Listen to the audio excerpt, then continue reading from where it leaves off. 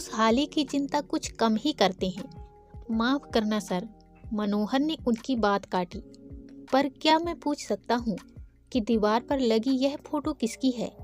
मीना के पिता एकदम चुप हो गए, फिर कुछ रुककर बोले, यह हमारा इकलौता बेटा प्रशांत था, मीना का भाई।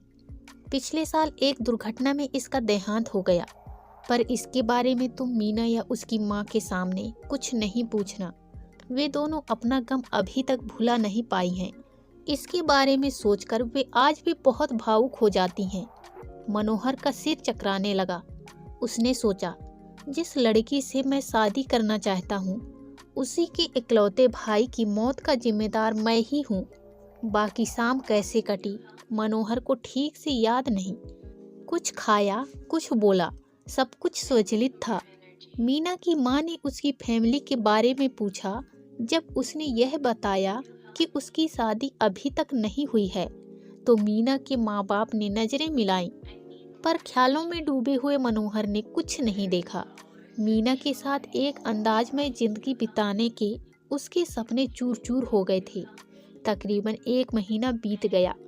एक दिन बातचीत के दौरान मीना ने मनोहर से कहा, सर, मेरे माता पिता मेरी शादी कराना चाहते हैं। वे मेरे लिए दूल्हा ढूंढ रहे हैं। अगर आपकी नज़र में कोई योग्य लड़का हो तो उन्हें सूचित कर दें।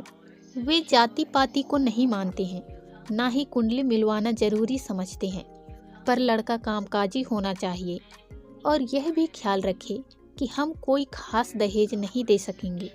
मैं देखता हूँ, अगर कोई मिल गया तो अवश्य उन्हें बता दूंगा, मनोहर ने जवाब दिया। पर मन ही मन वह अपने आप को कोसने लगा। वह जानता था कि वह मीना के लिए लड़का कभी नहीं ढूंढेगा।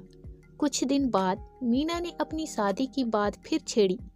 उसने कहा, मेरी शादी के दौरान मुझे बस एक ही गम रहेगा। वह क्या? मनोहर ने पूछा। वह यह कि मेरा प्यारा भाई प्रशांत मुझे दुल्हन के रूप में देखने के लिए वहाँ नहीं होगा। वह हमेशा कहता था कि मेरी शादी में वह खूब नाचेगा। मीना की आवाज में निराशा थी। यह तो उचित है, मनोहर ने माना। काश वह उस दिन दोपहर के खाने के तुरंत बाद अपने दोस्तों के साथ स्विमिंग पूल नहीं गया होता। क्या मतलब? मनोहर ने पूछा। आपको पता नहीं कि प्रशांत की मौत कैसे हुई? मीना ने पूछा और बात को आगे बढ़ाते हुए बोली, वह लंच के फौरन बाद तैरने गया। पुल में अचानक उसके पेट में मरोड़ उठने लगी और वह डूबकर मर गया। उसके दोस्तों ने और वहां मौजूद लाइफ गार्ड ने उसे बचाने की बहुत कोशिश की, पर शायद उसकी मौत का वक्त आ चुका था। 1 हफ्ते पहले ही वह सेल फोन पर बात में व्यस्त हालात में एक कार के रास्ते में आ गया था।